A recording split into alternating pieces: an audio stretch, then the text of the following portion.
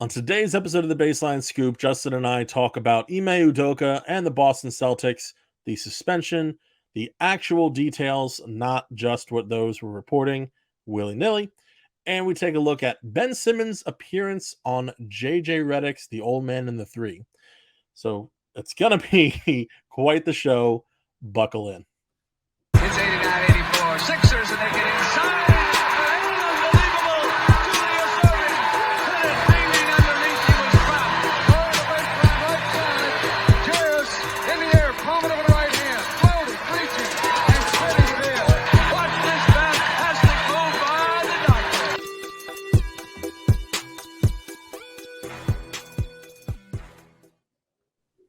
Welcome to the Baseline Scoop. I'm your host, Zach Chavalella, here as always with my guy, Justin Crosby. And we are here to talk about the NBA falling apart at the seams. Justin, how you doing? It is falling apart at the seams It as has we been get closer. an absolutely insane offseason. Like, it's just everything, and they're not all comparable things, but everything from like the Kevin Durant trade request demand, and how that turned into nothing, to everything going on with Robert Sarver, and now he's looking to sell the team. Thankfully, he had no part in the league. He should have no part in the league. I want him gone. We'll talk about that for about 5 seconds, before we move on to Ime Udoka, who is under a year-long suspension now for the Boston Celtics. He might not ever coach for them ever again. He may not coach ever He again. may not coach ever again, which he really shouldn't, but we'll get to that. And of course, the reason that I'm doing this pod, bourbon in hand, Ben Simmons made his first media-ish appearance in what feels like 25 years. So he appeared on JJ Reddick's The Old Man and Three podcast. Since January 20th, 2021. I mean, Is that all it June was? 20th. June 20th, 2021. Is that all it was? Oh, okay, wow. Yeah. And then the media day with Brooklyn, but the actual talking to the media was after the Hawks game. Yeah. That was June 20th. A lifetime ago. So I do want to just quickly acknowledge the Robert Sarver thing. He, of course, has decided out of the kindness of his heart that he's going to sell the team, which is just the best thing for the NBA, because that guy doesn't deserve to be anywhere near the league. I don't understand how anyone could comfortably work for him in any capacity. So good for the league. Yep, and I saw like immediately after we talked about it last week that PayPal was like, "Yo, we are canceling we are nixing our sponsorship if he is still owner of the team." Good for PayPal. So good for them. I was wondering, and they did the right thing. They did. So definitely a great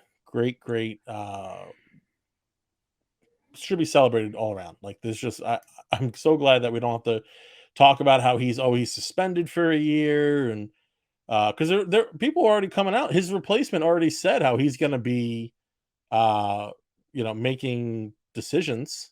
He's still going to be involved in the room, basically. And it's like, well, no, that's a clear violation. So there was no way that the suspension was going to be good enough. So I'm very glad with how this whole thing worked out, that now he is going to be selling the team, because that is exactly what should happen. He should be selling the team. It is not as simple as the league making him sell the team, but the fact that he is now selling the team is absolutely a plus. So that's really, I think, all that time that Sarver ever deserves on the Baseline Scoop. Again, that's it. So long, good riddance. Now, on to the next controversy in the NBA. Ime Udoka, first reported by Adrian Wojnarowski, with a sick new. Do we have the Woj tweet? He's got a sick new breaking news watermark. It's a little hard to see.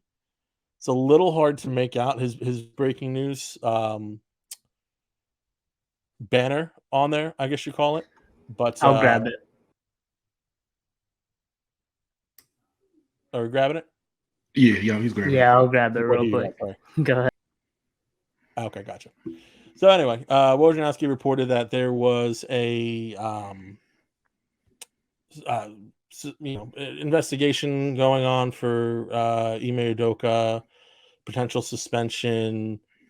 Really, not a lot of details. Like really, like initially, just like super vague. Very And vague. it was very clearly like, I can't say much, but I want to be first. So That's I'm exactly. putting this out there. Also, and I'll tell you as we go on, I know another reason why he's very vague. Well, I think he's very vague too, but Yeah, sure. you So, I will say, like, in Woj's defense, it is. Oh, and here it is. Yeah, and you can see, for those listening may not be able to see, but those watching can see. Yeah, you can barely see breaking news from who. So anyway, half the picture is breaking news from Adrian Wojnarowski. Uh, but so he mentions that he's facing possible disciplinary action, including a significant suspension for an unspecified violation of organizational guidelines. Discussions ongoing, blah blah blah blah blah. So right, very very nondescript, clearly for a reason, obviously. And as this whole thing kind of untangled, uh, we found out more and more. We figured out exactly what's going, pretty much exactly what's going on. So, the again in Woj's, to his credit, I guess he may have put this out there, um, in a very nondescript way, which is irresponsible. Was not nearly as irresponsible as all of the reporters who just made up what happened, and put that out there, hoping to be the first person correct. or people dragging women into it that may or may not be involved as well. Exactly. Well, because it first came out, someone suggested that it was a Like VP of player personnel. consensual relationship, and then they were saying, "Oh, it was this woman." They said, "No, it was that woman."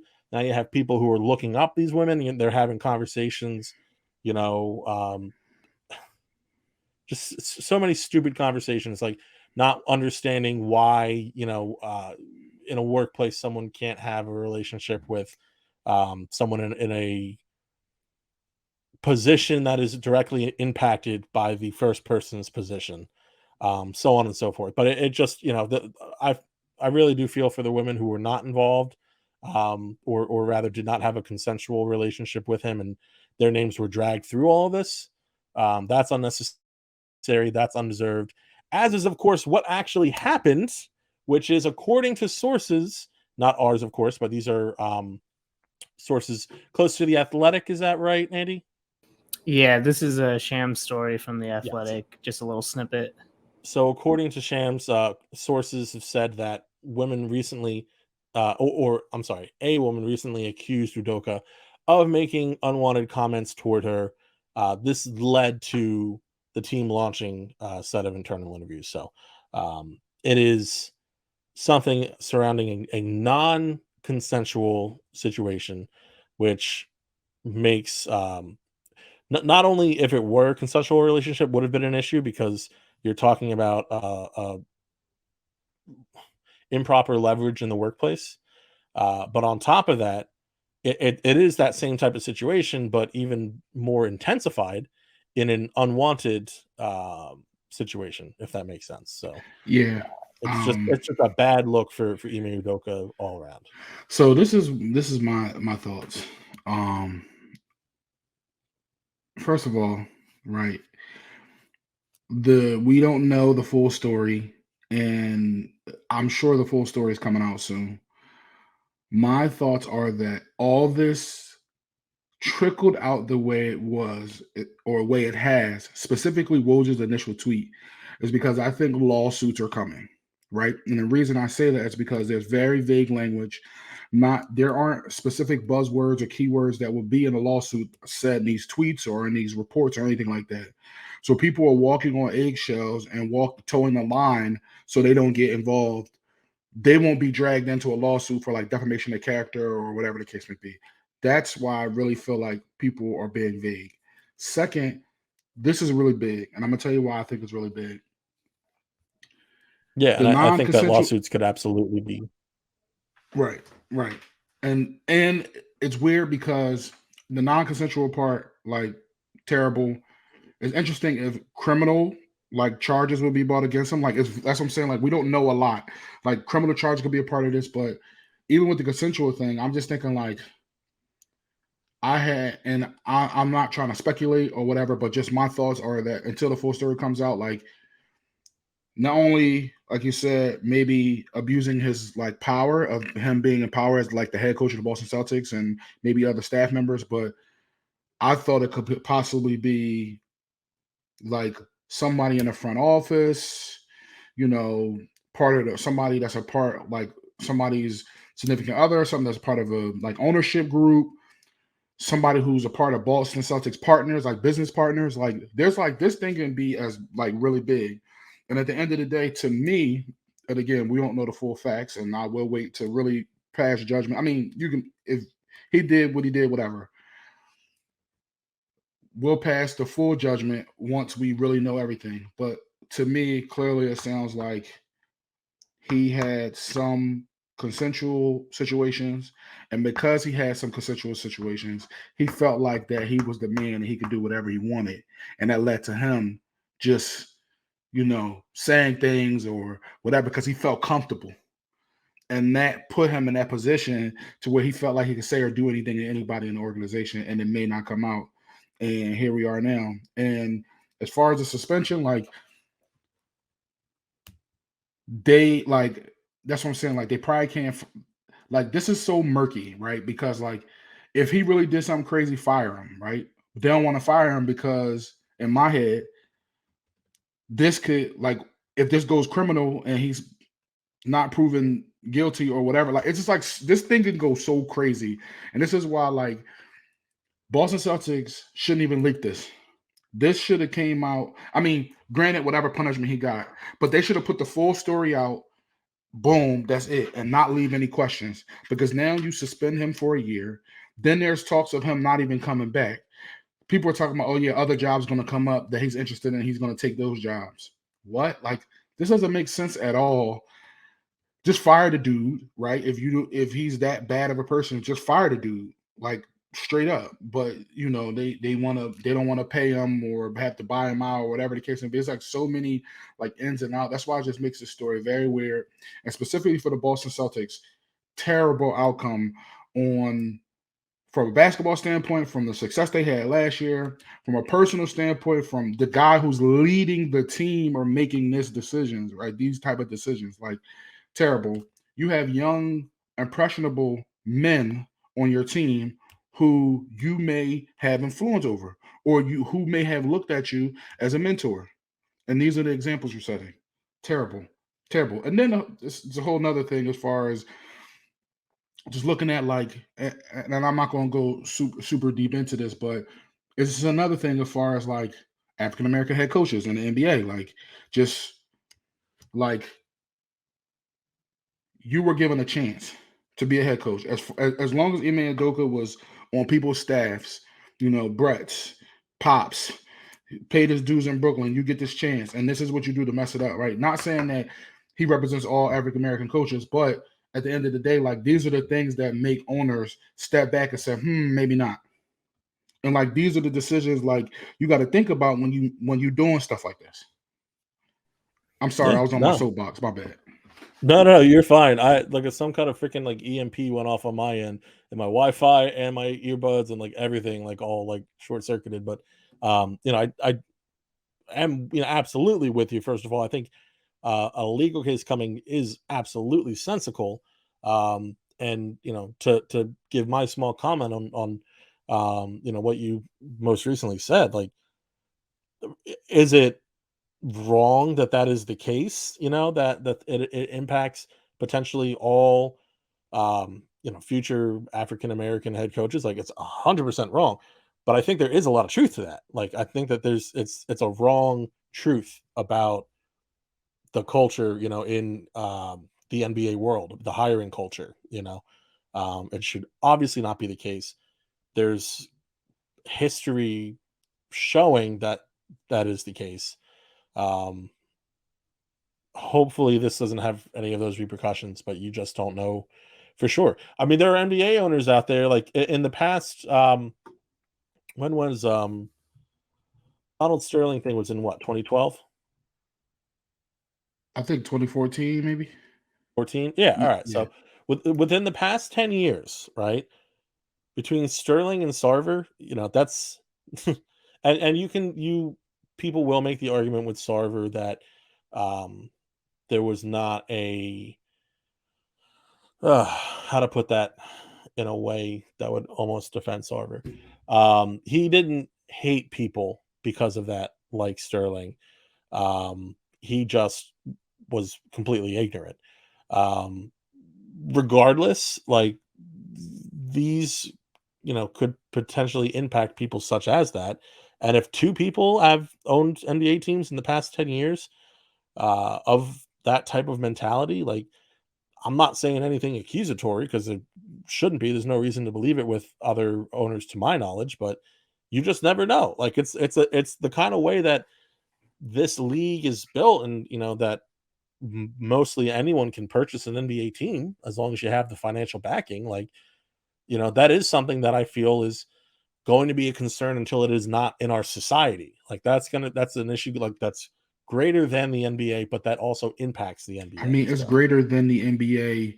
I mean, and not to like the NFL literally had to create a rule, right? yes. So minority coaches can be interviewed. On top of that, Brian And Flores people just did abuse that rule like every single year. It's a fictitious. It's like that yes. when they are doing it, they're bringing in people to interview just to satisfy the rule, and not even giving them the time of day, and not even treating them as serious candidates. Brian Flores just tried to sue the NFL, right? Like so, and we don't got to get into that. That was just one of the thoughts that came into my head as a black Yeah, man, like the opportunities afforded and stuff like that. But the main thing here is he is like the other shoe that's going to drop. It ain't a size 6. It ain't a size 8. That thing is size yeah, 16. Like yeah, yeah, whatever is about to drop, it's going to blow everybody away. And this made yeah. me thinking, Andy, I don't know if you could find it real quick because I know it was put you on the spot, but Matt Barnes put out a statement today as well, just Yes, yeah, saying that like basically he went on defending Ime Udoka like with the likes of Stephen A and Kendrick Perkins, whatever the case may be, and that he got a call from somebody who knew the real story, and he said, "Yo, I yeah. gotta take that. I gotta take that back, all the way back."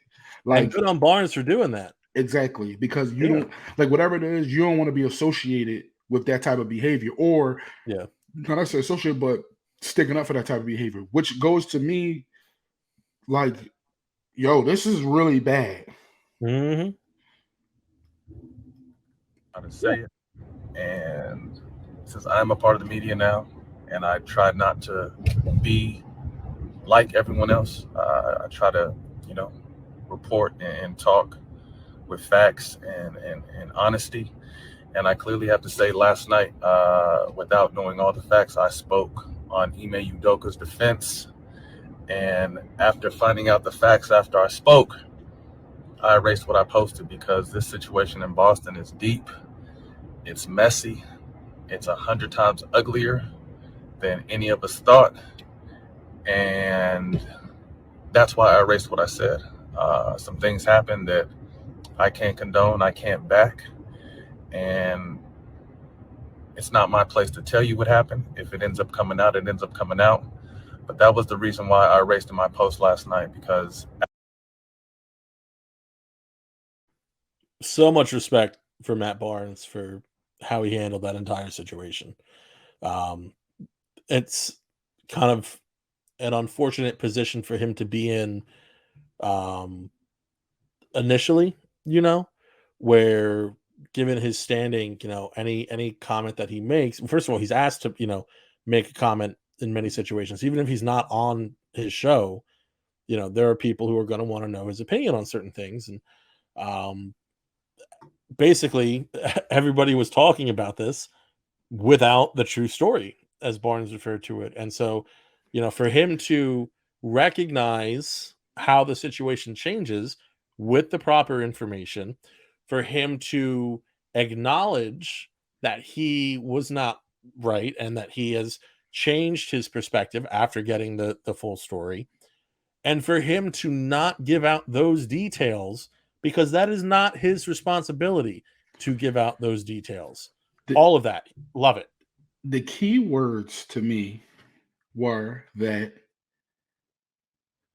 this goes very deep, this is very messy, and it's 100 times uglier than we think. Yeah. This is why I'm saying like some like vice president ownership, like something that is not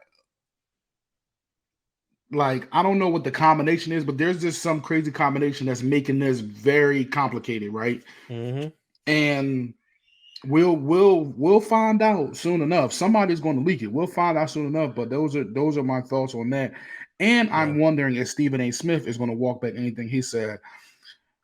I think his viewpoint was saying that things like, well, I guess the consensual part before the non-consensual I stuff don't. came. Yeah.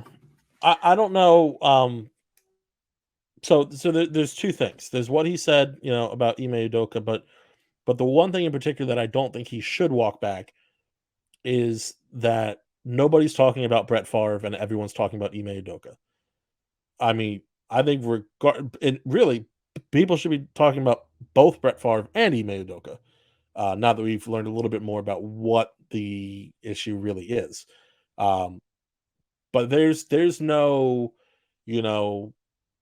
I was, wrong. You should have been talking about Ime Udoka, not Brett Favre. Like, no. Talk about both. So he could certainly, say something, kind of walk back in a way and say, I didn't have all the details. Now looking at the case set itself, yeah, I did speak prematurely. Like, talking about Ime Udoka is not wrong. However, talking solely about Ime Udoka and not talking about Brett Favre is still absolutely wrong. That is Absolutely. still absolutely wrong. There is no justification for that. The fact that most of the media is just walking right past the Brett Favre story is absolutely disgusting. Like, there's hardly anybody talking about it. Like, even still, and it's absolutely insane. And hopefully we have more and more people, with bigger and bigger platforms coming forward and discussing it. But the more people mention the Brett Favre story, and the more people that draw the unfair comparisons of how quickly the entire Twitterverse was talking about Ime Udoka, and how long it took people to talk about Brett Favre, which they're still not, how completely unfair, and we all know why. We all know why. What's the big difference between Ime Udoka and Brett Favre? We all know that, right? That's it. It's open shut case. I don't want, there's no argument, So it's completely wrong to talk about just Ime Udoka and not Brett Favre. So I think it's kind of like a mixed bag situation with Stephen A, where it's like I said. Another thing I wanted to bring to your attention, Yeah. and I'm not sure if you saw this, but when Woj tweeted out that like vague ass tweet, literally like 20 minutes later, and I should have screenshotted this and sent this to you, but it was like late. Literally, some random burner was like, "Oh, I wonder if all the sexual conduct caught up to Ime Udoka." It was like a random burner, and people was retweeting it because I guess they were searching his name, and people were retweeting it, and then it got deleted. So I just like wonder like who the hell that was, because clearly we know from the Sixers history that owners and other people have burners and they talk about their own players and staff and stuff just to get a tweet off. So who knows who that was? There was there was some report. I don't remember where I saw it. So I will say it lightly, not as gospel, obviously, but I believe a report that came out, I don't know if it was the Shams piece, was that the franchise is known for months, or for at least 1 month, I believe. Since July. Since July, yes. So and that was the Shams piece, I believe. So it, like, I understand wanting to keep that in-house for the investigation, 2 months. It's not an obscenely long investigation because you want to do, your due diligence before just ousting somebody, but it also is like a little bit long to the point where it's like we probably should have taken that like a little bit more seriously, and maybe the punishment had even already been decided and they just hadn't implemented it yet. Who's to say? But it is, disconcerting that the organization was aware for so long, and yet um nothing was done until September. So definitely read the entire Shams article. It's obviously it's Shams. It's always great work. We know that. So definitely take a look inside there, and if you're interested in reading more up and more about it. One thing that I do also want to mention, um, the Boston Celtics, obviously, without um, Ime Udoka as their coach, found themselves in need of a interim coach. And so for that, they picked Joe Mazzulla, who was one of their associate coaches. Um, that is not a encouraging or wise choice based on Mazzulla's background as well. Did you find that odd that they selected him considering his past? And we'll get into exactly his past, but were you even aware of his past? Not. I think I was aware after it was announced that he would be the Yeah. likely candidate, and I remember I saw a couple people tweeting it brought up, but I just think that they may not have thought about that, Mm. because I think it was, and we'll talk about why. I think it was accused, but I don't think he was found guilty. So, secondly, I feel like they knew that there's nobody else on the staff that can that has any remote chance of leading this team, and that's why I think they picked him. Yeah, I mean, I guess so. Like that's the only thing I can think of. But it just no matter the situation, like to replace a coach who is suspended and will likely resign um, in shame due to such an event, to then replace him with someone who was charged um, with domestic battery, like that's just insane to me. That's absolutely insane. Very, very insane, very insensitive to the Yeah. entire situation. Like, read the room. Yeah. So like maybe Boston will figure their stuff out. And I'm not It's gonna just it's lie, Doc Rivers, quote unquote, hacked and looking at horny tweets is way less than what's happening in Boston. I'll tell you that. it is it is that it is that Way less, because you think like some strange stuff always happened to the yeah, Sixers, and I'm like, oh, here we go, yeah, Doc gonna be the story, and then like yeah, and then that kind of stopped people from talking about Doc. Well, most people, some people still talk about Doc just because they're putting Udoka. Well, before the truth about the charges came out, there was a lot of talk lumping in Doc and Ime when it was just that he was just having an affair with somebody in the right, office. But right, now that things have cleared up, people are separation. thankfully able to separate the ideas of what Udoka allegedly did and what happened to Doc Rivers. We will say, uh, man, that was a crazy night when.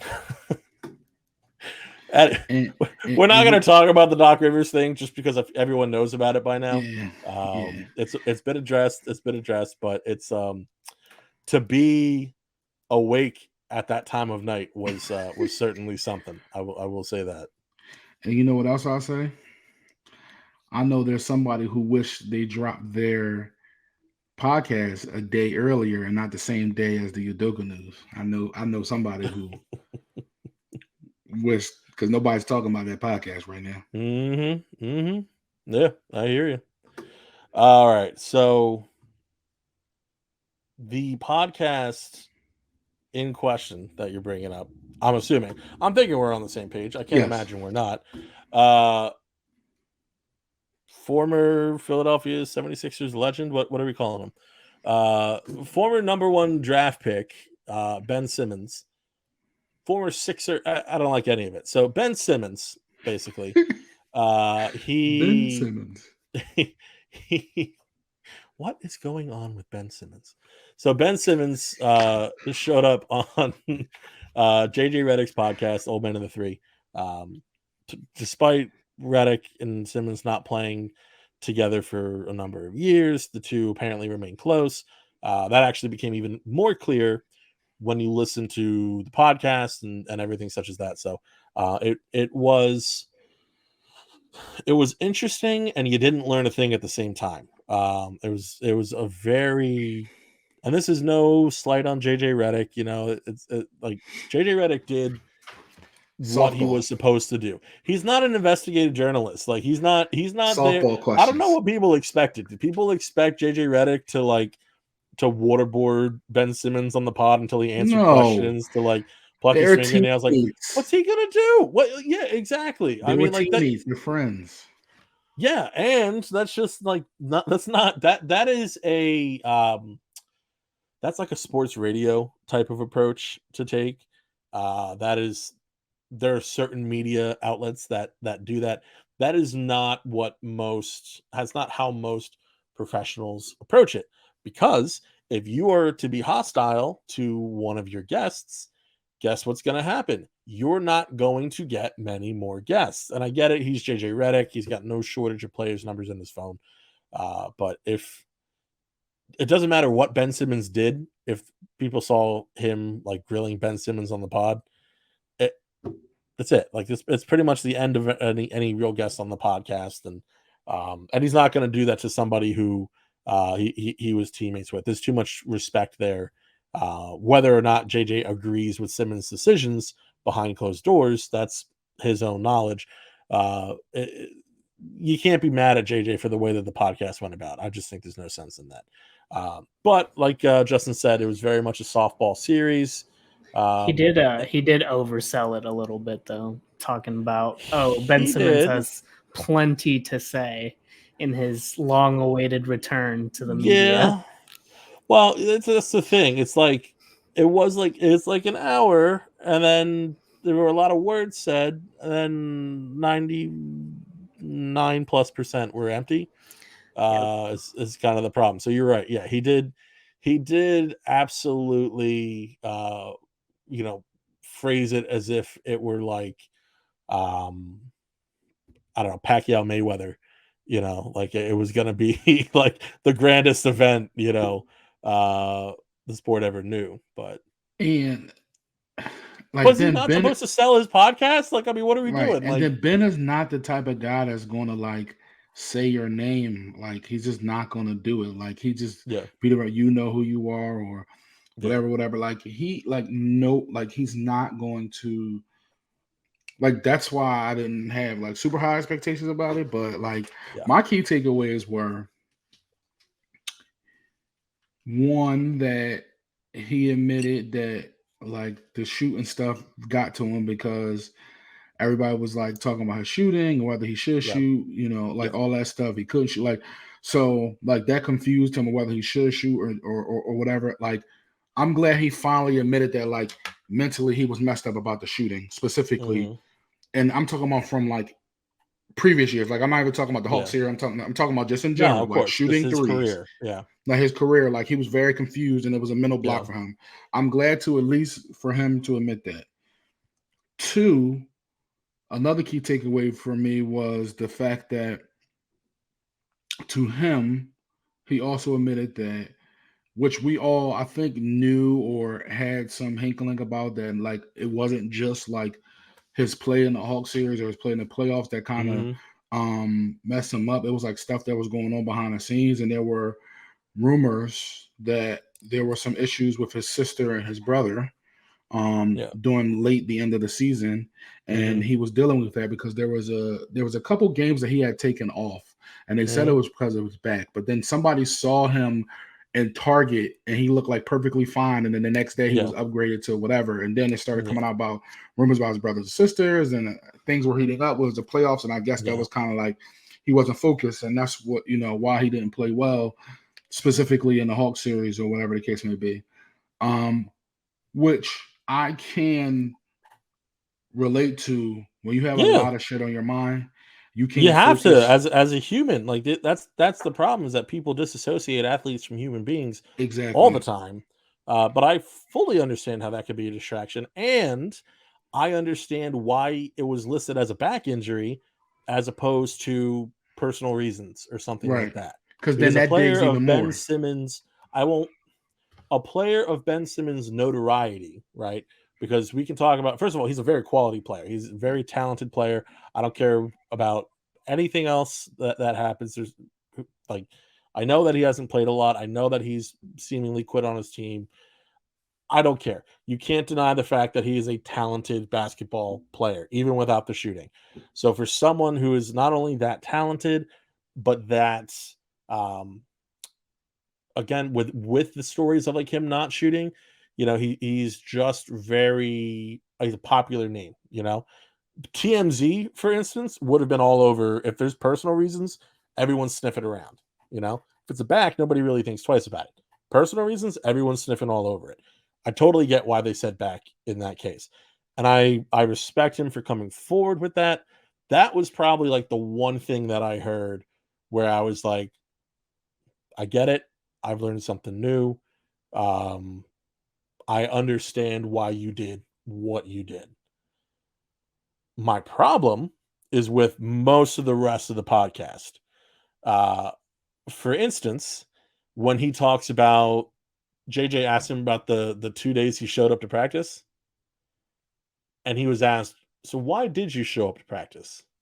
And he goes, I was trying to do the right thing, which you can see him like think for a sec, and then he like snaps to the prepared answer.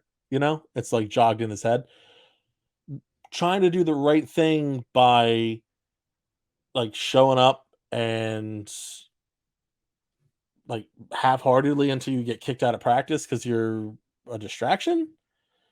Like I don't get it. Like it just never really seemed like he was sincere when he came back to practice. That just seemed more like he was trying to act like he was doing the right thing instead of actually trying to do the right thing, which there's a big difference. There's a big difference. Although it wasn't about the money. I was going to say, you didn't hear? He said he doesn't care about the happiness, but he went to arbitration to get the money back.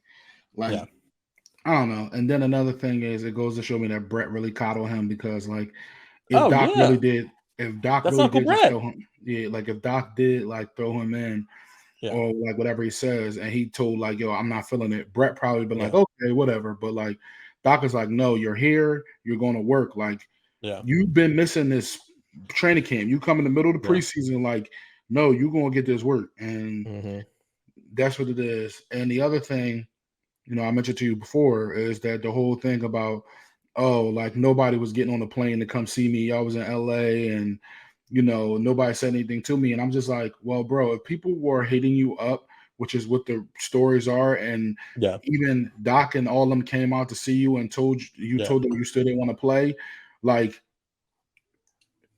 of course nobody's going to text you if you're not texting them back. If they say, okay, let's all get on a plane to go see Ben, then I have faith that they would. Now, would Joel have been on that plane? No. But I feel like Tobias, Maxey, everybody else would have got on. No, Tobias certainly would have been. And I don't even mean that it's like someone's going to take that as a negative thing against Tobias. It's really not. It's the Tobias is so, and this is normally a good quality, diplomatic, in how he approaches things, that he would do what's best for the team no matter what, which is, mending bridges and everything such as that.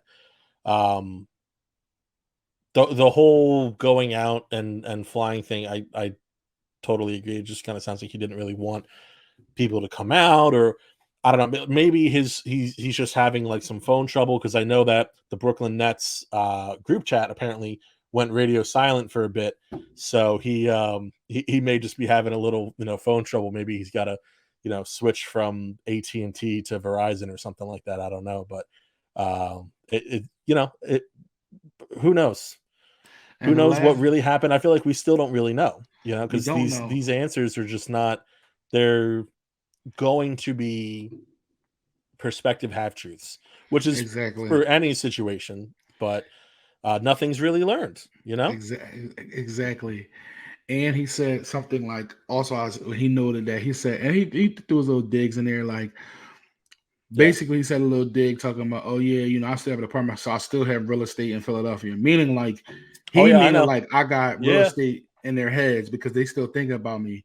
It's like, Yeah. okay, like, at this point, honestly, like, the most reception I got from people online about the interview was that, like, F them, like, we Yeah. moving on.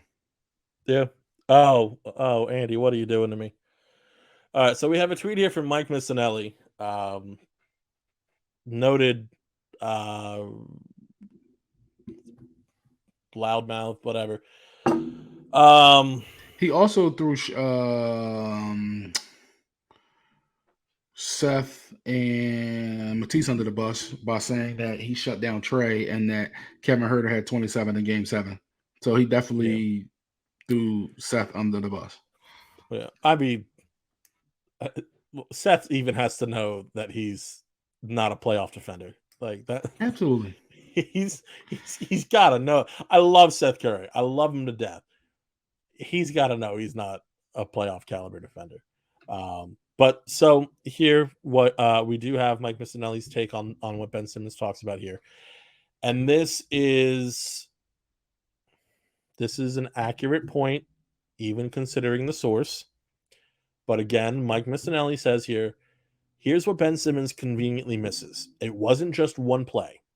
The man didn't take a shot in 4 straight fourth quarters and got cooked in Game 5 by 2 6-foot guards.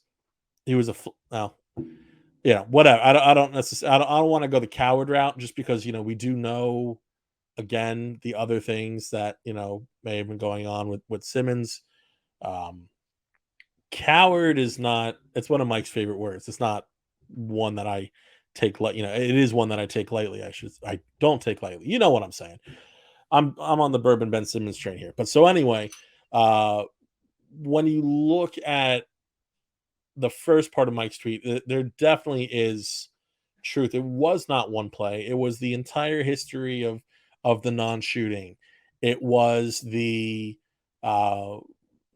self-praise that Simmons constantly heaped on himself, and that was that the rest of the team was kind of like forced to do. Doc Rivers hated every moment of that celebrate what he does well. Like that must have killed him inside, I would imagine, because Doc Rivers understands that your point guard, should shoot the ball, at least attempt it. You don't even need just like at least an attempt a game. That's literally all that was asked of him, and then he stopped shooting. To go back to Brett Brown for a second, and I have so much love and respect for Brett Brown. There was not a single coach who would have been a worse fit for Ben Simmons than Brett Brown. The family connections between Brett Brown and the Ben Simmons family go very far back. Brett Brown coached Ben Simmons' father in Australia. Right. He was Uncle Brett. Right. He's Uncle Brett. It's too close of a family connection. This was the problem with Ben Simmons for so long, is that he had been, and this is where I begin to feel bad for Ben Simmons.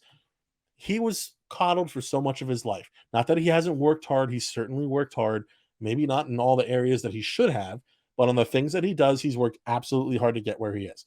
I give him that respect, absolutely. However, if you look at things such as his One and Done documentary, you see him talking about things like his dad demanding that he be the point guard of every team that he plays for, or else he's not going to play for that team. You see him go to LSU, where he has a cushy connection, where he doesn't have to do a whole lot, can just kind of coast into being the number 1 pick. Didn't even make it to the tournament, which you have to think, based on how we all saw him play at LSU, if he had played 100% of the time, there's a significantly higher chance LSU makes the tournament then.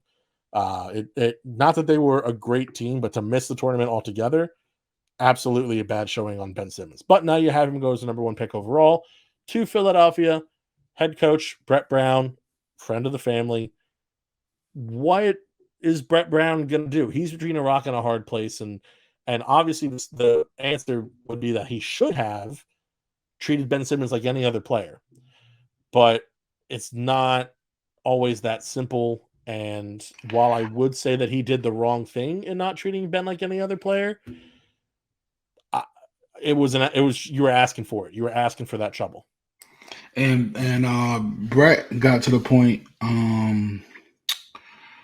where he was like begging Ben to shoot. Yeah, he was fed up. Yeah, and that's what I said. He said the shoot one a game, and then it was like the second that he said shoot one a game that Ben stopped shooting altogether. And it's like, well, what are you doing? And Brett said, tell your agent, have Ben tell his agent, his family, his friends that he needs to shoot 3 threes again. Whatever he said, like he was begging in the media. Yes. And it's I'll tell you, there will be books written about the Ben Simmons situation. Mm-hmm. But it's we've gone on so long about the Ben Simmons situation when, aside from confirmation of the situation with his sister, being a distraction, understandably so, there was nothing. There's nothing I learned anyway. Like there's nothing that surprised me. There was no new information for me. Right. But you said you had one last thing on it? Yeah, I just feel like if you're a Sixers fan or just, Philadelphia sports fan, whatever, like, this was like the closing of the book. Like, you listen to see what he said or if he said anything. Okay, this is like now, like, focus on who's on the team. Like, don't even care about Ben anymore. Like, and me not necessarily, like, I was a Ben fan, and I'll root for him to do well. Not against the Sixers. Every other team, I'll root for him to do well. But like, this chapter should be closed after this interview. Like, it should be dead and gone. You shouldn't hear anything about him ever again from local media, unless he's playing the Sixers. Like, you should not hear anything. Fans, local media, national media, connecting Ben Simmons and the Sixers in any way. It should be over now. Like, it should be. He didn't say anything noteworthy. JJ Reddick, of course, gave him a softball interview. Yeah. He tried to hold him accountable in some things, but he gave him softball. But after this, it should be over, and we should just move on. And he got a whole new thing. Like, Sixers got James Harden. It doesn't matter who he was traded for or whatever the case may be. He wanted to get out. He got what he wanted. Now he got to deal with some other BS in Brooklyn. Let him stay over there. And that's how I really feel about the interview. You still booing in the return? Absolutely.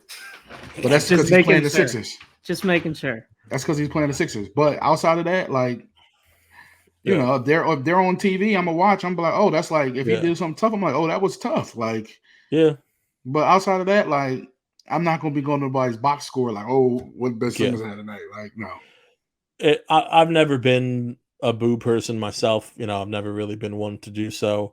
But I do have a very strong belief in really not discouraging people from booing, unless it's like a situation that really deserves it.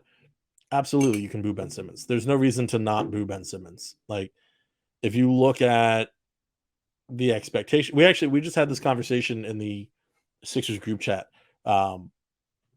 for Philly Sports Network, and the question was posed about if Ben Simmons is on the bus board similar to Anthony Bennett, Michael Olowokandi. My personal thoughts on the matter is that it's absolutely cheating, first of all, to answer the question this way, but it's not so much that Simmons was like a little bit of a bust, but it's much more so that he was just a disappointment, because a bust in my mind is a guy that doesn't have the skill, to cut it in the NBA. And with Simmons, it's not that he doesn't have the skill. He absolutely has the skill. It's that he doesn't have the drive, which in its own way, you can call it being a bust, and I won't fight you on it. But for me, it's just an absolute disappointment. He is one of the biggest disappointments in Philadelphia 76ers history. But with that said, and I know people are still very hesitant to believe that he has any type of mental health issues. Um, I'm a big proponent in not deciding for someone else if they have mental health issues or not. So, as someone who also struggles with their mental health, I wish him well mentally in his journey from here on out. Maybe he used it as an excuse, as a crutch. Sure, I think that multiple people with mental health issues. I know that I have had the desire to do that in the past.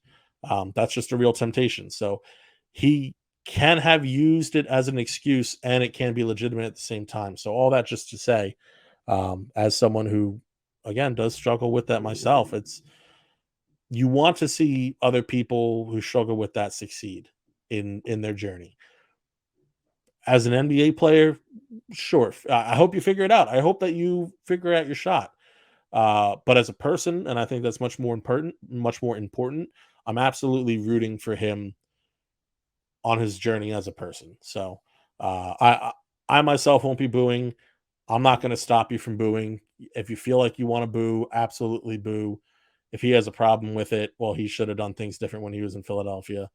But I'm still going to be pumped for the game because it's Nets Sixers. It's Joel Ben. It's Joel KD, which I think is even more exciting. So it's still going to be a fun game, but I'm very ready to be done analyzing things regarding Ben Simmons. So I'm very much in that same camp as you. Agreed. So I do want to talk about this like super duper quick. This is a whole huge pivot, quick pivot from what we were just talking about. But there's rumors going around about Jae Crowder being available.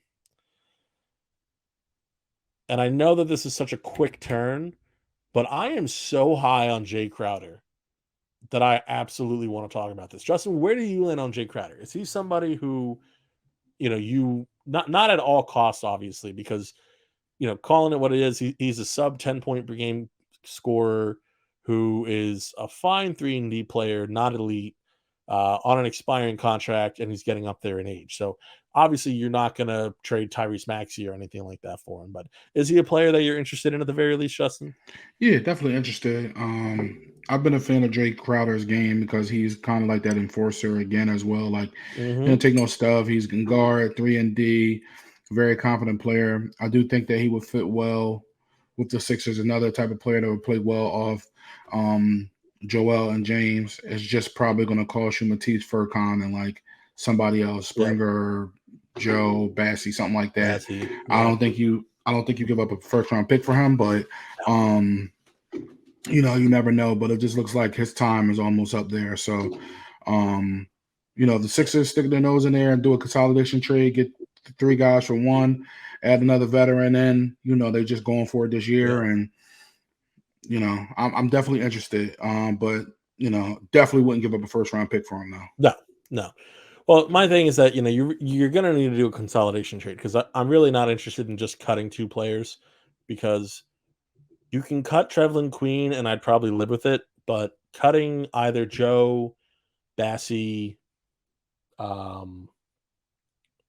it'd probably be one of those 2, or Shake, even possibly Shake Milton. I hate to say, cutting one of those guys, I don't like that. There's too much value than to just cut one of those guys.